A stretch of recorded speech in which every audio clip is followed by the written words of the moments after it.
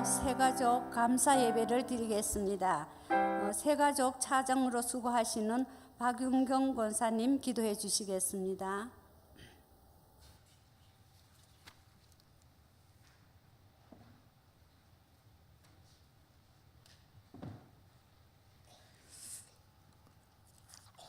은혜와 사랑으로 인도하시는 하나님 아버지, 2018년 하나님의 은혜로 복음을 듣게 하시고 예천교회 공동체의 일원으로 불러주셔서 새가족이 된 성도님들을 환영하며 함께 감사 찬송 드립니다.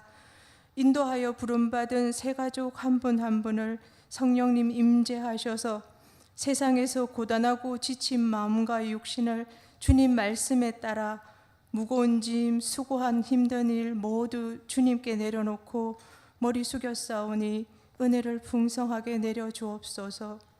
신실하신 아버지, 이제는 약속하신 하나님 말씀으로 근고 위로하시고 소망을 든든히 붙잡게 하시고 결코 주님을 멀리하지 않도록 담대한 믿음을 주옵소서. 하나님을 아버지로 주인으로 온전히 의지하여 구원에 이르도록 지혜를 허락하여 주시옵소서. 신앙생활을 시작하였사오니 연약하여 넘어지거나 고난과 시련이 닥쳐올 때 주님께 온 마음 다해 부르짖어 기도하며 억눌린 죄악의 고통에 진정한 자유함을 얻게 하옵소서. 주님 전에 나와 예배할 때마다 성령의 권능으로 주장하사 말씀에 더욱 간절한 사모함을 주시고 진리를 알아 영적인 새로움으로 거듭나며 늘 찬송으로 화답하는 평안을 풍성히 허락해 주옵시고 이전 것은 지나갔으니 부활의 예수님을 힘입어 새 사람으로 천국을 소망하며 형통하고 거룩한 백성으로 살게 하옵소서. 주님 자녀로 먼저 불러주신 성도님들과 교제하며 긴밀하고 친근하게 주님 사랑을 알아가게 하시고 성령의 은사와 성령의 열매도 풍성히 맺게 하옵소서. 인내로 선한 싸움을 싸우고 마치고 의의 면류관과 주님께 칭찬받는 정금보다 귀한 믿음을 가지고 서로 사랑하게 하시고 교회에 덕을 끼치며 장성한 그리스도의 지체로 성장하여 성숙한 하나님 권속이 다 되기를 바랍니다.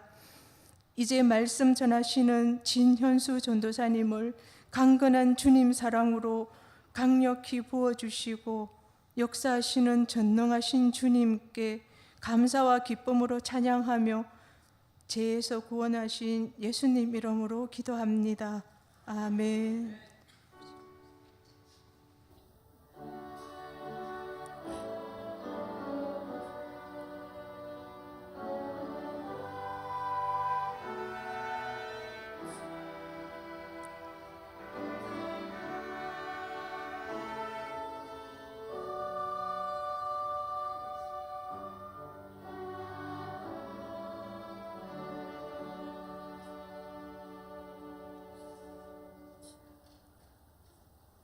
총무로 수고하시는 이혜주 집사님께서 성경 봉독해 주시겠습니다.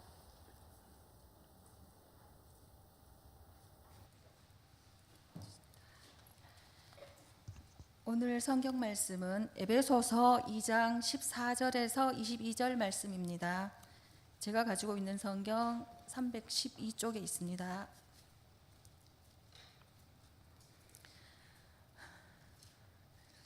그는 우리의 화평이신지라 둘로 하나를 만드사 원수된 것 곧 중간에 막힌 담을 자기 육체로 허시고 법조문으로 된 계명의 율법을 폐하셨으니 이는 이 둘로 자기 안에서 한 새 사람을 지어 화평하게 하시고 또 십자가로 이 둘을 한 몸으로 하나님과 화목하게 하려 하심이라. 원수된 것을 십자가로 소멸하시고 또 오셔서 먼 데 있는 너희에게 평안을 전하시고 가까운 데 있는 자들에게 평안을 전하셨으니 이는 그로 말미암아 우리 둘이 한 성령 안에서 아버지께 나아감을 얻게 하려 하심이라.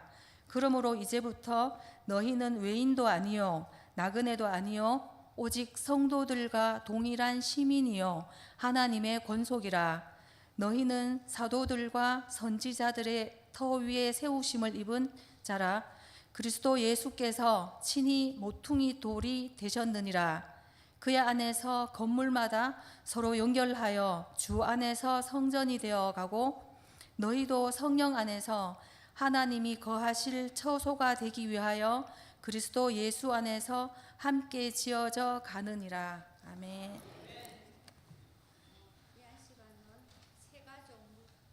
세가족 구원들의 찬양과 합주단의 연주가 있겠습니다.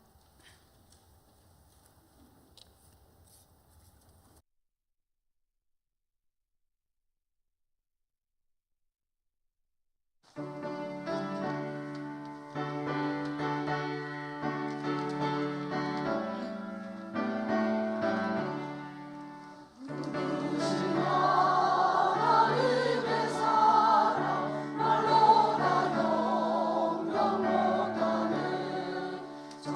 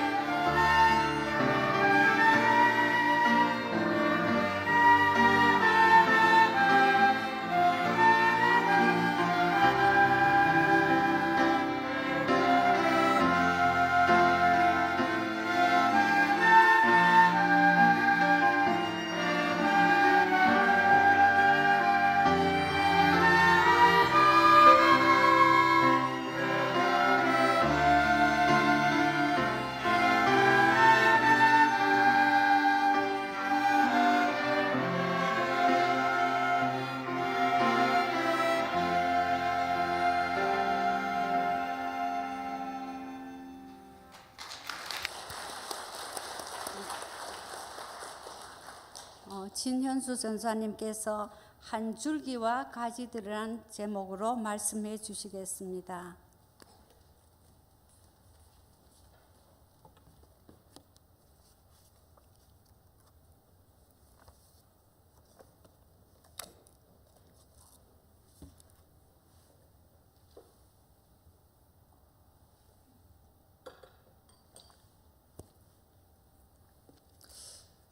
사도 바울은 화려하고 생기가 넘치는 고린도라는 도시에 한 통의 편지를 보냅니다. 1년 반을 보내었던 도시에 대한 기억이 그에게 생생했습니다. 편지를 쓰는 동안 그가 복음을 전했던 사람들의 얼굴이 아마도 가슴 깊숙한 곳에서부터 떠올랐을 것 같습니다. 자식을 해산한 어머니는 멀리 떨어져 있어도 그 자식이 마음속에서 살아 숨쉽니다. 그런 것처럼 바울의 마음속에도 그들은 살아 숨쉬고 있었습니다. 그들이 비로소 그리스도인으로 거듭날 수 있도록 바울은 오랜 시간 동안 믿음으로 그들을 품었기 때문입니다. 할 수만 있다면 한달음에라도 달려가서 그들과 반가운 얼굴을 마주하고 하나님의 은혜를 나누고 싶었지만 그렇게 갈 수 없었던 그는 붓을 들어서 편지를 쓰기 시작했습니다. 그리스도의 복음으로 고린도 사람들을 품었던 바울은 언젠가 다시 그들을 만날 날을 고대하고 있었을 것입니다. 그러나 그 기쁨의 날이 다가오기 전에 바울에게 들려왔던 소식은 그의 마음을 안타까움으로 물들였습니다. 단 하나의 복음으로 세워졌던 교회가 서로 다른 세력들로 무리를 지어서 깨어질 위기가 찾아왔다라는 소식을 그는 전해 들었기 때문입니다. 설렘과 기대 그리고 그만큼 큰 안타까움으로 붓을 들었던 바울은 이렇게 머린 말에 인사를 전합니다. 하나님의 뜻을 따라 그리스도 예수의 사도로 부르심을 받은 바울과 형제 소스데네는 고린도에 있는 하나님의 교회에게 편지합니다. 곧 그리스도 예수 안에서 거룩하여지고 성도라 부르심을 받은 사람들, 또 각처에서 우리와 우리의 주와 그들의 주 되신 예수 그리스도의 그분의 이름을 부르는 모든 자들에게 하나님 우리 아버지와 주 예수 그리스도로부터 은혜와 평강이 있기를 원합니다. 고린도 교회에 보낸 바울의 이 인사말에는 바울이 생각하는 교회란 무엇인가 하는 것이 다 드러나 있습니다. 그 중에서도 우리의 눈길을 사로잡는 것은 교회는 예수를 주로 고백하는 모든 사람들이라고 말하고 있는 부분입니다. 바울에게 있어서 교회는 예수님을 주님으로 고백한 사람들입니다. 우리뿐만 아니라 그들도 교회입니다. 우리 공동체뿐 아니라 저 공동체도 교회입니다. 유대인 공동체뿐만 아니라 이방인 공동체도 교회입니다. 예수를 주로 고백하기만 한다면 언제 어디에 있든지 피부색이 어떠하든지 그들이 사용하는 말이 어떠하든지 우리는 모두 다 하나로 된 교회라는 것이 바울의 인사말에 포함되어 있습니다. 그리고 같은 편지 12장 27절에서 바울은 다시금 이렇게 이야기합니다. 너희는 그리스도의 몸이요 지체의 각 부분이라. 교회는 주님의 몸입니다. 예수를 주님으로 부르는 사람들은 예수님의 몸입니다. 우리는 그 몸의 부분 각 지체들입니다. 그래서 바울의 말은 이렇게 요약할 수 있습니다. 누구든지 예수님을 주님으로 고백하는 사람들은 교회이다. 하나님의 교회는 주님의 몸이다. 그러므로 예수를 주님으로 삼는 이는 주님의 몸된 지체의 하나이다. 교회를 주님의 몸이라고 표현한 바울은 어쩌면 천재가 아니었을까 하는 생각을 하게 됩니다. 몸이라는 이 말을 생각할 때 저는 교회의 본질을 절감하곤 합니다. 몸은 우리가 매일 경험하는 그것이기 때문입니다. 중학교 쪽인지 고등학교 쪽인지 기억은 나지 않는데 학교를 다닐 때 척수반사라는 내용을 수업 시간에 배운 기억이 있습니다. 몸에 자극이 들어오면 그 자극은 신호를 만들어냅니다. 그 신호는 몸 곳곳에 있는 신경계를 타고 우리 뇌로 전달되게 되죠. 그래서 누군가 때리면 화가 납니다. 뇌가 화를 내는 겁니다. 누군가 때리면 때리고 싶어집니다. 뇌가 손을 내뻗으라고 하는 거죠. 그런데 머리에 미쳐 도달하기 전에, 뇌에 미쳐 도달하기 전에 어떤 신경들은, 어떤 자극들은 척수에서 먼저 반응하도록 명령을 내리는 경우가 있습니다. 아마 많은 분들 경험해 보셨을 것 같습니다. 병원에 가셨을 때 의사 선생님들께서 작은 망치를 가지고서 성도님들의 무릎을 톡톡톡 두드리실 때가 있습니다. 저만 경험해 봤나요? 그 경우에 내 의사와 상관없이, 내 머릿속에 생각하는 것과 상관없이 무릎이 움찔움찔 거릴 때가 있습니다. 수업 시간에 제가 이 이야기를 듣고 그런 엉뚱한 생각을 하곤 했습니다.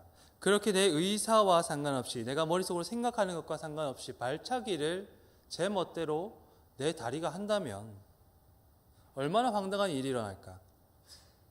길을 가다가 내 앞에 있는 사람을 무심코 발로 차게 되었는데, 죄송합니다, 제가 한 일이 아니라 제 다리가 제 멋대로 한 일입니다 라고 변명한다고 해서 이해를 해주진 않겠지 하는 황당한 생각들을 하곤 했습니다.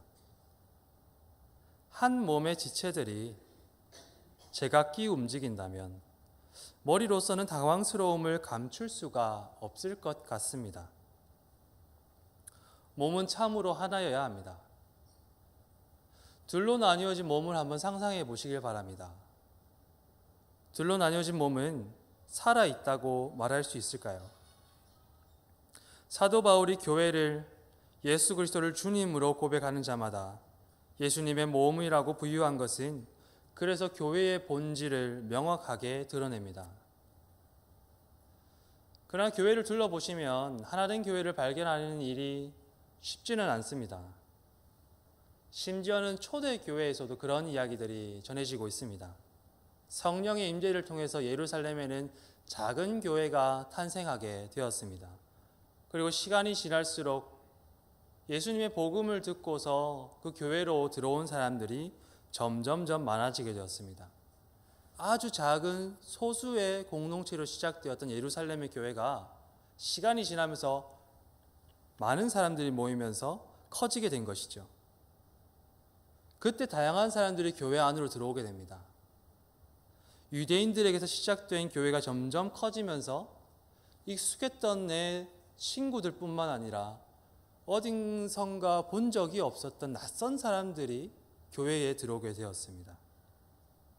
그들 중에는 유대인이었으나 그리스 문화 속에서 살았던 사람들, 그래서 그리스인들의 말을 하고 그리스인들처럼 옷을 입고 그리스인처럼 식사를 하고 그리스인처럼 생활을 하는 사람들, 그런 사람들이 교회에 들어오게 되었습니다.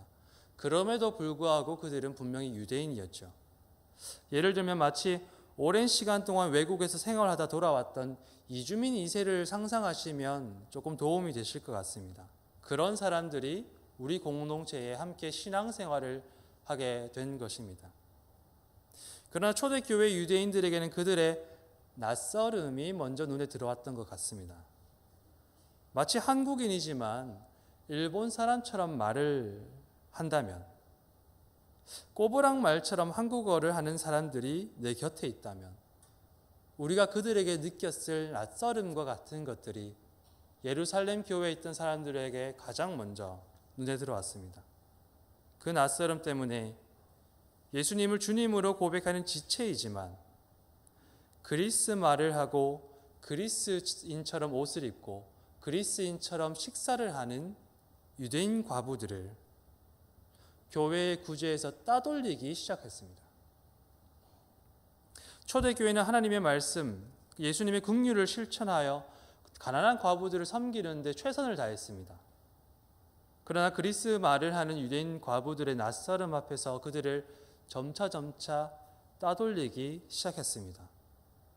하나였던 교회가 둘로 나누어진 이야기가 사도행전 6장에 전해지고 있습니다. 1885년에 푸른 눈의 한 이방인이 한국 땅을 밟습니다. 말도 통하지 않는 낯선 곳에서 그는 서양의 의술을 가져와서 병원을 세우고 사람들의 신분에 상관없이 교육을 받을 수 있는 신식 학교를 설립했습니다. 그리고 시간이 지나서 그가 세웠던 학교는 오늘날에도 연세대학교라는 이름으로 많은 학생들을 가르치고 있습니다. 1년이라는 시간을 기다려서 아주 먼 태평양을 건너 이방인으로 낯선 땅에 찾아와서 장로교회 주춧돌을 놓았던 사람이 바로 우리가 잘 알고 있는 언더우드 선교사입니다. 오늘날 와서 다시금 역사를 돌아보면 이 사람이 한국 사회에 끼친 영향이 결코 작은 것이었다고 평가할 수 없을 것입니다. 그러나 단순히 조선의 근대화를 위해서 찾아온 것이 아니라 예수님을 주님으로 고백하는 이들과 더불어서 하나님의 교회를 세우고자 찾아왔던 언더우드 선교사는 언젠가 이런 기도로 하나님께 무릎을 꿇었습니다. 그러나 주님, 순종하겠습니다. 겸손하게 순종할 때 주께서 일을 시작하시고 그 하시는 일을 우리들이 영적인 눈으로 볼 수 있는 날이 있을 줄 믿나이다. 믿음은 바라는 것들의 실상이요 보지 못하는 것들의 증거니 그 말씀을 따라 조선의 믿음의 앞날을 볼 수 있게 될 것을 믿습니다. 지금은 우리가 서양 귀신, 양코백이라고 손가락질을 받고 있사오나 저들이 우리 영혼과 하나인 것을 깨닫고 하늘나라의 한 백성, 한 자녀임을 알고 눈물로 기뻐할 날이 있음을 믿나이다. 지금은 예배드릴 예배당도 없고 학교도 없고 그저 경계와 의심과 멸시와 천대함이 가득한 곳이지만 이곳이 머지않아 은총의 땅이 되리라는 것을 믿습니다. 주여, 오직 제 믿음을 붙잡아 주소서. 언더우드뿐만이 아니었습니다. 구한 말에 한반도를 찾았던 많은 초기 선교사들이 조선인들에게는 양귀자 곧 서양 귀신이라는 이름으로 불렸습니다. 그들은 낯선 곳에서 함께 예수 그리스도의 몸이 되고자 복음을 들고 이 땅을 찾아왔지만 정작 그들을 맞이했던 것은 가시돋친 경계와 의심과 멸시와 천대였습니다. 그들의 가슴과 신앙에 하나님과 조선인들을 향한 사랑이 가득했지만 그들을 맞이했던 것은 그들이 낯선 이방인이라는 이유로 사람들에게 서린 낯설음에 대한 두려움이었습니다. 파란 눈과 새하얀 피부, 커다란 키와 더불어 그들이 타고 왔던 이제까지 본 적 없었던 커다란 함선은 그 낯설음이 조선인들에게 두려움으로 다가왔던 것입니다. 그 두려움이 주님의 몸으로 온 교회를 경계와 의심으로 멸시와 천대로 밀어냈던 것입니다. 교회는 예수님의 몸입니다. 그리고 몸은 하나입니다. 둘로 나뉘어진 몸은 생명력을 잃은 몸입니다. 그리고 그 몸은 머리의 뜻을 이룰 수가 없습니다.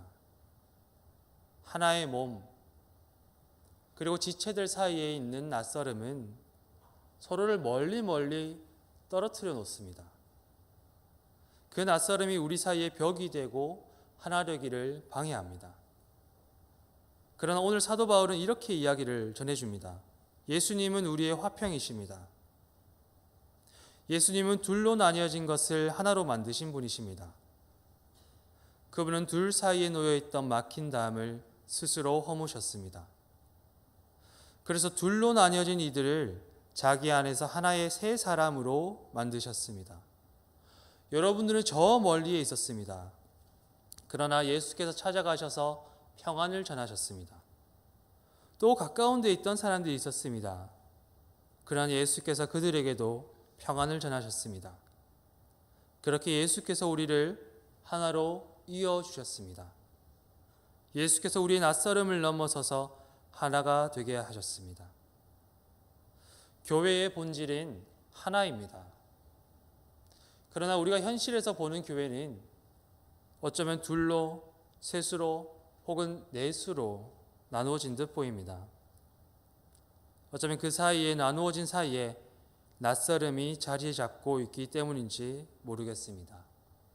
나는 저 사람을 잘 알지 못하는데, 저 사람과 말을 한번 섞어본 적이 없는데, 저 사람의 말과 행동이 어딘가 어색하고 나의 마음을 편하게 하지 않는데 하는 이런 낯설음이 말입니다. 그것이 예수님의 한 몸 된 교회 사이에서 벽을 만들고 한 몸을 둘로, 셋으로 혹은 넷으로 나누는 듯합니다. 그러나 예수님께서 하신 일을 곰곰이 생각해 봅니다. 아무도 환대해 주는 사람이 없어서 낯선 말구유 위에 홀로 누우셨던 아기 예수님을 생각해 봅니다. 그리고 고향 사람들에게 배척을 받으면서 머리 둘 곳이 없으셨던 예수님의 삶을 생각해 봅니다. 그분의 가르침과 삶이 낯선 것이 되어서 한 민족의, 온 민족의 원수가 되었던 예수님의 죽음을 생각해 봅니다. 하늘의 하나님께서 이 낯선 땅에 가장 연약하고 낯선 모습으로 찾아오셔서 이 땅의 백성들에게 그리고 우리에게 평안을 전해주셨습니다. 멀리 있는 자에게나 가까이 있는 자에게나 그가 전한 평안이 서로의 거리를 메우고 서로 사이에 있는 그 담을 허무셨습니다. 낯설음을 하나님으로 바꾸셨습니다. 예수께서는 그렇게 우리를 한 분 하나님 안에서 하나가 되게 하셨습니다. 오늘 우리는 하나님께서 이것에 부르신 예천교회의 새로이 터를 잡고 한 공동체가 되게 하신 분들을 환영하고 환대하며 함께 하나님을 예배합니다. 사실 오늘 새가족 환영 예배의 설교 순서를 맡았다라는 것을 알게 되었을 때 가장 먼저 들었던 생각은 내가 이 설교를 할 자격이 있는가 하는 것이었습니다. 왜냐하면 저도 작년 7월에 이곳 예천교회로 왔기 때문에 저도 저 자리에 앉아 있어야 하는 것이 아닌가, 그래야 맞지 않을까 하는 생각이 들었기 때문입니다. 이곳에 함께 모이신 모든 분들을 주님의 이름으로 환영합니다. 특별히 낯선 곳에서 낯선 사람들과 함께 낯선 삶을 일상으로 바꾸신 새가족 분들을 더욱 환영합니다. 교회를 옮기는 일은 참 쉽지 않습니다. 익숙하고 정든 하나님의 공동체를 떠나서 낯선 공동체로 문을 두드리는 그 일은 마치 줄기에서 떨어져 나가 다른 줄기에 접붙임을 받는 것 같은 경험이기 때문입니다. 그러나 예수님을 주님으로 고백하는 모든 사람들은 어디에 있든지 어떤 삶을 살든지 또한 어떤 이름으로 불리우든지 예수님의 몸된 지체입니다. 포도나무가 되신 예수님께 접붙임을 받은 가지들입니다. 그렇게 낯선 곳에서 다시금 단단히 접붙임을 받기 위해 애쓰는 새가족들을 환대하며 함께 하나된 몸으로 자라가기를 기도합니다. 사도 바울의 마지막 말씀이 우리의 기도가 될 수 있기를 소망합니다. 그러므로 이제부터 너희는 외인도 아니요 나그네도 아니요 오직 성도들과 동일한 시민이요 하나님의 권속이라. 너희는 사도들과 선지자들의 터 위에 세우심을 입은 자라. 그리스도 예수께서 친히 모퉁이 돌이 되셨느니라. 그의 안에서 건물마다 서로 연결하여 주 안에서 성전이 되어가고 너희도 성령 안에서 하나님이 거하실 처소가 되기 위하여 그리스도 예수 안에서 함께 지어져 가느니라. 우리가 이렇게 기도할 때 주님의 은혜가 예천교회와 또한 이곳에 먼저 부름을 받으신 분들과 또 새롭게 뿌리 내리시기를 기대하는 분들과 함께하기를 기도합니다. 그렇게 우리가 주님의 하나된 몸으로서 하나된 성전으로서 함께 지어져가는 은혜가 풍성하여 주님의 뜻을 온전히 이뤄나가는 복된 예천교회가 되시기를 기도합니다. 함께 기도하시겠습니다. 하나님, 그리스도께서 이 낯선 땅에 찾아오셔서 하나님과 멀리 떨어져 있던 우리에게 평안을 전하시고 하나님과 나 사이에 있던 막힌 담을 친히 허무셨습니다. 뿐만 아니라 내 곁에 있는 사람들 사이에 있던 그 낯설음의 담을 예수께서 화평으로 무너뜨리셨습니다. 우리는 그렇게 주님 안에서 한 새로운 존재, 한 새로운 몸이 되어갑니다.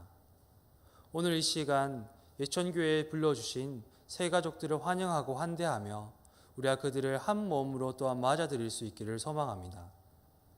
주님의 줄기에 가지들로 접붙임을 받은 우리가 주님의 뜻을 이루어 나가는 귀한 교회가 될 수 있도록 성령께서 함께하여 주십시오. 그 낯설음의 문을 열고 그 낯설음의 담을 허물고 서로 하나 되어서 주님의 뜻을 이뤄가는 귀한 교회가 될 수 있도록 성령께서 우리를 인도하여 주십시오. 감사드리며 예수님의 이름으로 기도드립니다. 아멘. 찬송가 219장입니다. 통합 찬송은 279장입니다.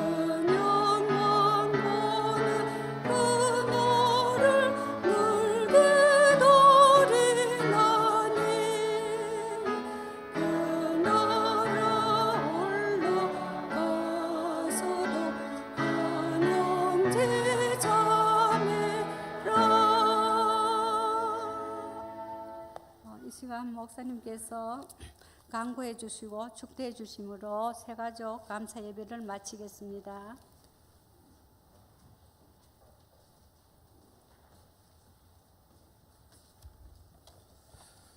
교회 소식 전에 새가족 수료식을 먼저 하도록 하겠습니다.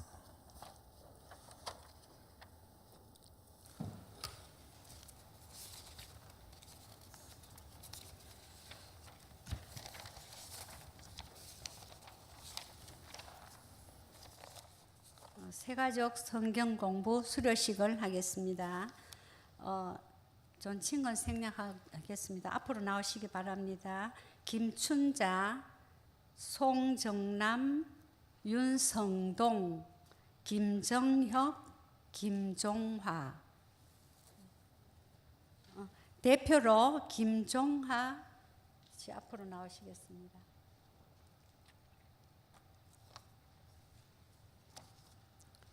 목사님께서 나오셔서 새가족 성경 공부 수료증을 전해 주시겠습니다.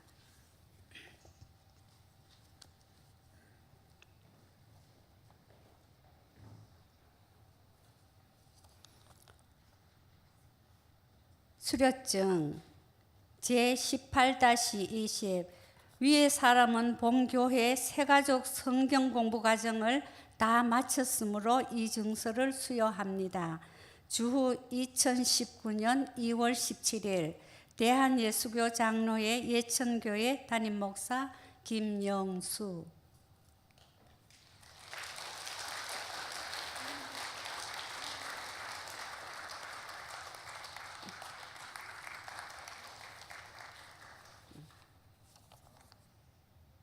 예, 다 갔습니다. 예. 그리고 다른 분들은 요 아래서 새가족 부실에 오셔서 찾아가시면 되겠습니다. 다음은 새가족 등록비 정착률을 말씀하겠습니다. 등록자 수는 31명. 그래서 지금 5명은 뭐 이사도 가시고 또 한 별세하신 분도 계십니다. 그래서 출석이 19명. 지금 관심 대상으로 뭐 가끔 또 뭐 출석하시고 또 안 나오시고 하신 분들이 7명. 그래서 현 출석이 총 26명입니다. 이상으로 마치겠습니다.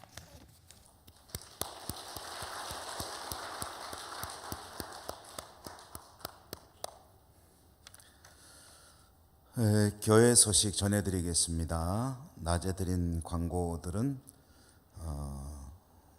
반복하지 않되 특별히 한 번 더 알려드려야 되는 내용들은 한 번 더 말씀드리겠습니다. 2월 23일 토요일에 안나회 원례회 및 윷놀이 행사가 있는데 시간은 오전 11시 신대성 숯불갈비에서 있고 이때 교회로는 10시 반까지 오시면 차로 이동할 수 있다고 합니다. 그리고 오늘 중식을 위해서 이여전도에 수고해 주셔서 감사합니다. 제자 양육 1대1 제자 양육 동반자반 모집을 하는데 신청을 해 주시는 분들이 좀 적습니다. 그래서 또 신청을 해 주시기도 하되 또 곁에 계신 분들께서 이 과정에 좀 입학했으면 좋겠다 하는 분들이 계시면 권고하셔서 또 많이 신청할 수 있기를 바라는 마음이고요. 또 지도자 과정을 이수한 분들을 위해서 성경 공부를 신청을 받고 있는데 지난 주일까지 하신 분들 숫자가 썩 많지는 않아요. 그래서 낮반, 저녁반 또 엇갈리기 때문에 이제 한 주간 정도 더 받아가지고 낮반이든 밤반이든 좀 이렇게 성원이 되는 반을 개설을 하고 혹시 낮에 신청하셨거나 밤에 신청하셨는데 이동이 가능한 분은 개별적으로 문의를 좀 드리고 해서 개설을 하도록 하려고 합니다. 그런데 혹시 생각은 있는데 깜박해서 신청을 안 하셨거나 나중에 상황 봐서 하겠다 하시는 분들은 개설 자체가 안 되면 안 되니까 혹시 생각 있으신 분들께서는 사무실로 일단 신청을 해 주시고 그 다음에 개설 여부에 따라서 수강을 하시면 될 것 같습니다. 주보에 없는 광고 중에 남선교회 행사도 한 번 더 광고를 드립니다. 123 선교회 부부 함께 윷놀이 행사가 있는데 내일 오후 6시 30분 교회 식당과 지하죠. 또 유년부실에서 아마 친교 행사가 있게 되는 것 같습니다. 우리 남선교 회원들께서 이 행사에 많이 참여하시면 좋겠습니다. 교회 소식은 이상 말씀드리고요. 우리 새가족으로 오신 분들이 다는 못 나오셨고 일부가 나오셨고 또 새가족부 섬기는 분들이 함께 이제 앉으셔서 찬양을 드렸는데 새가족부 섬기는 분들과 또 새가족들에게 한번 우리 뜨거운 격려의 박수를 보내주시기 바랍니다.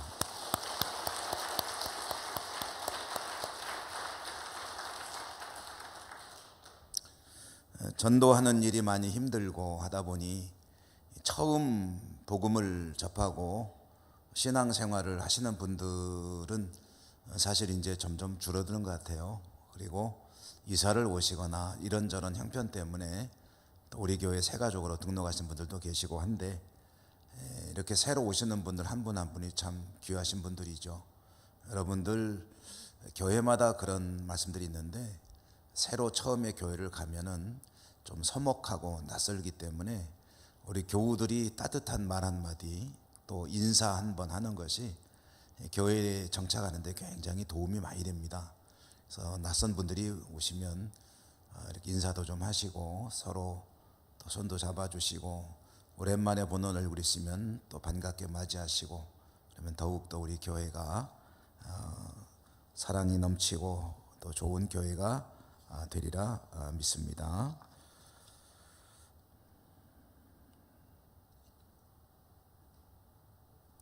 오늘도 거룩한 주님의 날,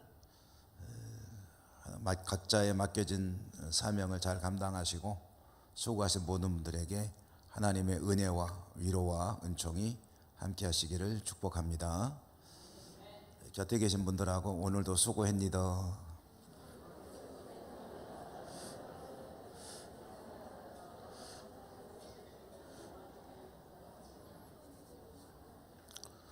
기도하고 축도하겠습니다.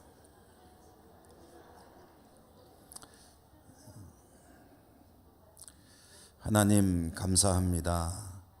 우리 교회를 사랑해 주시고 108년의 세월을 은혜 가운데 지켜주시며 사명을 감당케 하시고 복음을 부지런히 전하는 가운데 새가족들을 보내주셔서 이렇게 함께 하나님 앞에 감사 예배를 올려드리게 하셨으니 감사합니다. 새가족들을 더 많이 우리 교회로 보내주시고 오시는 새가족들께서는 우리 성도들의 사랑의 섬김과 또 교제를 통해서 교회의 한 식구로 빨리 정착도 되게 하시고, 그래서 하나님 앞에 더 믿음의 진보와 발전을 보이는 그런 은혜가 있도록 축복해 주옵소서. 새가족부를 위해 애쓰고 수고하는 위원장, 장로님 이하 또 모든 부장님들 또 섬기는 종들에게 은혜 더하여 주시옵시고, 오시는 새가족마다 한 분도 실족하거나 또는 시험 드는 일 없이 모두가 다 잘 우리 교회 식구로 자리 잡아갈 수 있도록 도와주시기를 원합니다. 새해 더욱 많은 새가족들을 보내주시고 우리 모두 주 안에서 사랑의 교제를 나누는 가운데 아름다운 믿음의 공동체 이루어갈 수 있도록 축복해 주옵소서. 오늘도 각자의 처소에서 맡겨진 직분대로 섬기고 또 세상으로 나갑니다. 우리 사랑하는 성도님들 세상에서 승리하는 한 주간 되게 하시고 하나님의 영광 드러내는 삶이 될 수 있도록 축복하여 주옵소서. 예수님 이름으로 감사하고 기도 올리옵나이다. 아멘. 주 예수 그리스도의 은혜와 하나님 사랑과 성령의 교통하심이 우리 새가족들 머리머리 위에와 섬기는 종들 위에 우리 모든 성도님들의 삶 위에 항상 함께 하시옵기를 축원하옵나이다. 아멘.